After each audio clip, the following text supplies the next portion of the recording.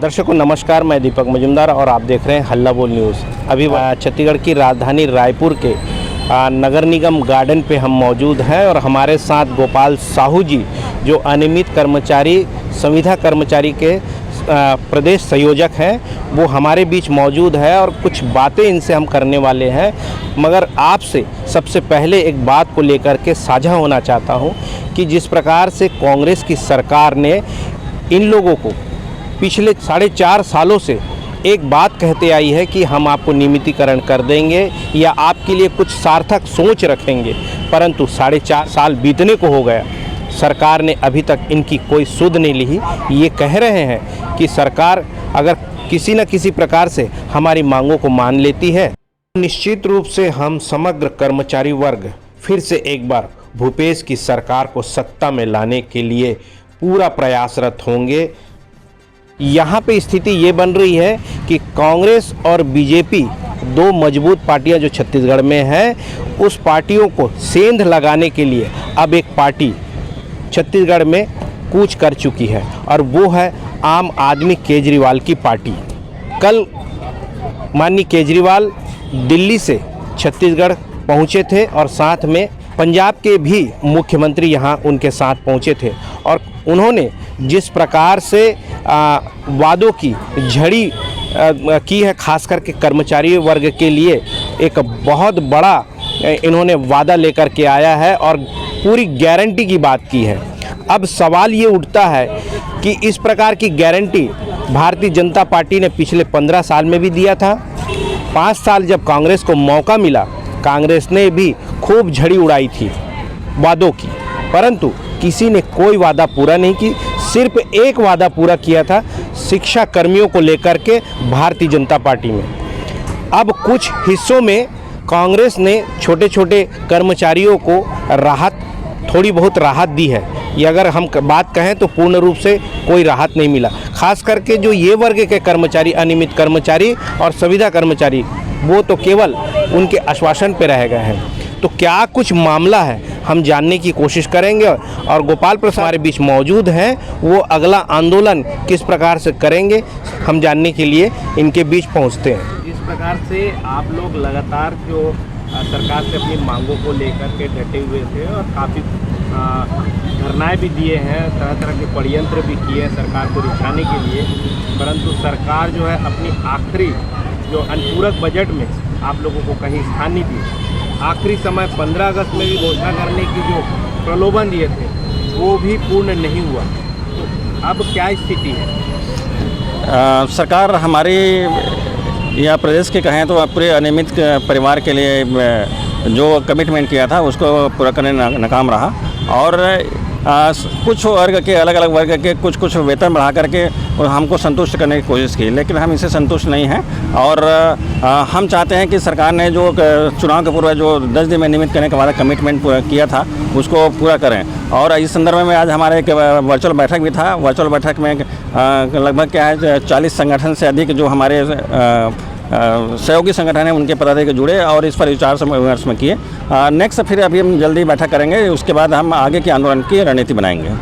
गोपाल जी, जिस प्रकार की जो मांग आप लोग करते आ रहे थे, अब सरकार जो है वो जिस प्रकार की आप लोग कह रहे हैं कि वादा खिलाफी किया है, तो अब काफ़ी प्रकार के आंदोलन कर चुके हैं। अब जो आंदोलन होगा वो किस प्रकार का आंदोलन होगा जिससे कि सरकार सजग हो जाएगी या सरकार को किसी प्रकार का खामियाजा भुगतना पड़ेगा? देखिए, चुनाव तो 1.5 महीना बाकी है और इन बीच जो आंदोलन करेंगे एक अग्रेसिव आंदोलन होगा और अपनी बातों को एक सक्षम तरीक़े से हम रखेंगे शासन प्रशासन समक्ष। उसके बाद जो लोकतंत्र में जो पद्धति होती है, हमें जो वोट का अधिकार मिला वो तो वोट हम करेंगे। मुख्य रूप से जो क्या प्लानिंग होती है?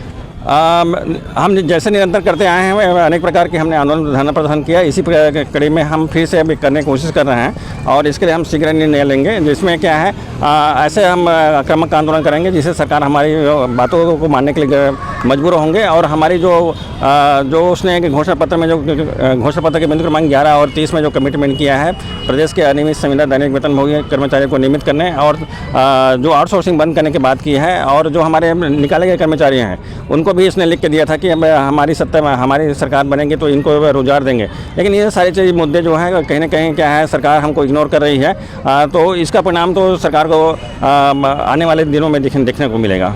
जिस प्रकार से आपके कर्मचारी वर्गों में जिस प्रकार की निराशा आई है अभी, तो फिर से क्योंकि आप संयोजक हैं, प्रदेश संयोजक हैं, तो उन कार्यकर्ताओं को फिर से सजग करने की किस प्रकार की आपकी मेहनत होगी फिर से, क्योंकि ये फिर से आप तैयारी करेंगे और फिर आंदोलन के लिए फिर बड़ा आगाज़ करेंगे? देखिए, हमारा प्रयास निरंतर चलता रहता है। हम इस सभी संगठनों के जो पदाधिकारी उनसे चर्चा करते हैं। आज भी हमने गूगल मीट के माध्यम से वर्चुअल बैठक करके हमने अपना बात रखा है। कई सारे संगठन के लोग आए थे, कुछ लोग नहीं आ पाए, उसके लिए हम और बैठक रखेंगे। इस तरह से हम अपने साथियों को मोटिवेट करेंगे। और जो एक निराशा का माहौल है, क्योंकि 4.5 साल बहुत लंबी अवधि हो गई, सरकार का अब कोई समय नहीं रह गया है, केवल 1.5 महीना की समय है। तो इस बीच हम आप कैसे अनियमित आंदोलन को गति दे सकते हैं, इस पर हम समग्र चर्चा कर रहे हैं और अपने साथियों को मोटिवेट भी कर रहे हैं। और इसके लिए मुझे उम्मीद है कि हम एक मजबूत आंदोलन हम छेड़ पाएंगे।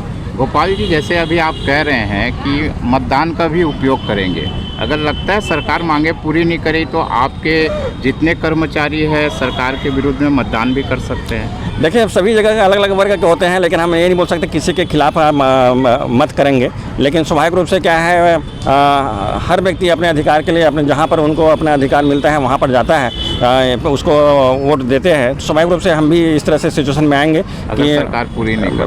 बिल्कुल स्वाभाविक रूप से। अब चुनाव करीब है, सभी पार्टी छत्तीसगढ़ की ओर आंखें गड़ाए बैठी हुई, सब सत्ता हासिल करना चाहते हैं। इस बीच कांग्रेस और बीजेपी, जो यहाँ मुख्य पार्टी मानी जाती है, उसमें अब सेंध मारने के लिए आम आदमी पार्टी के मुख्यमंत्री माननीय केजरीवाल जी यहाँ पधार चुके हैं और 2 बार उनका दौरा हो चुका है। और इस बार के दौरे में उन्होंने स्पष्ट कर दिया है, जो मैनिफेस्टो में कर्मचारियों के लिए जिस प्रकार की बातें हो रही है, उसको लेकर के क्या लगता है कि कर्मचारी वर्ग किसका साथ देने वाला है? देखिएगा ना, अपने 9 सूत्री गारंटी जो पत्र जारी किया है उसमें प्रदेश के अनियमित संविदा दैनिक वेतनभोगी आउटसोर्सिंग इन लोगों के लिए पर्याप्त जगह है। और कुछ उसमें त्रुटियां हैं, उसको हमने उनके प्रवक्ता से बात करके बोला है कि इसमें आप सुधार कीजिए। हमने जैसे उनको प्रपोजल दिया था उसके हिसाब से नहीं है। लेकिन स्वाभाविक रूप से क्या है कि अलग अलग विचारधारा के हर संगठन में रहते हैं, और कहीं भी आप देखें कोई प्रदेश में हो, कर्मचारी एक निर्णायक भूमिका में होती है। स्वाभाविक रूप से हमारी संख्या 6-6.5 लाख के आसपास है, तो हम निर्णायक की भूमिका में रहेंगे। और इस अभी कांग्रेस का भी कर्मचारियों का जो मूड है जी किस तरीके का बन रहा है? देखिए, ये तो बिल्कुल क्या है कि कांग्रेस पार्टी के खिलाफ है, क्योंकि उसने हमको धोखा दिया है। हमारे विश्वास पर उसने कुठाराघात किया है, हमारे विश्वास को तोड़ा है। इसलिए स्वाभाविक रूप से एक नाराज़गी है, और उस नाराज़गी को अब कैसे किस ओर ले जाते हैं, मतलब कोई भी जो साथी है किस ओर कैसे मत करेंगे, ये तो उन पर डिपेंड करता है। गोपाल प्रसाद साहू, प्रांतीय संयोजक, छत्तीसगढ़ अनियमित कर्मचारी मोर्चा। दर्शकों, छत्तीसगढ़ अनियमित कर्मचारी मोर्चा के प्रदेश संयोजक गोपाल प्रसाद साहू जी ने क्या कहा आपने सुना। अब सबसे बड़ा सवाल यह उठता है कि ये सारा जो स्थितियाँ परिस्थितियाँ बनते आ रही है, ये सरकार की अपनी वजह से है। सरकार शायद इनको सौगात जो देने की बात कही थी, वो सौगात अगर दे देती तो ये दिन सरकार को न देखना पड़ता। और जिस प्रकार से धरने की बात कर रहे हैं कि फिर से वो तैयारी करेंगे, फिर से कार्यकर्ताओं को चार्ज करके फिर वही माना तूता में आंदोलन करेंगे, सरकार के खिलाफ हल्ला बोलते नजर आएंगे।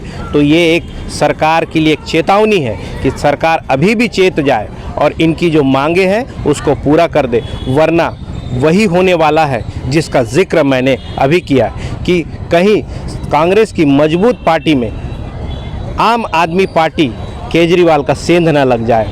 कहीं ऐसा ना हो कि इतनी मेहनत यूं ही ज़ायर चले जाए और कोई तीसरा पार्टी आकर के छत्तीसगढ़ में बैठ जाए। तो इसके लिए भूपेश की सरकार को अब सजग हो जाना चाहिए और जल्द ही इनकी मांगों को पूरा करना चाहिए। तो दर्शकों, इस प्रकार की खबरों के साथ हमारे साथ बने रहें, देखते रहिए खास खबर। मैं दीपक मजूमदार और आप देख रहे हैं हल्ला बोल न्यूज़। जय हिंद।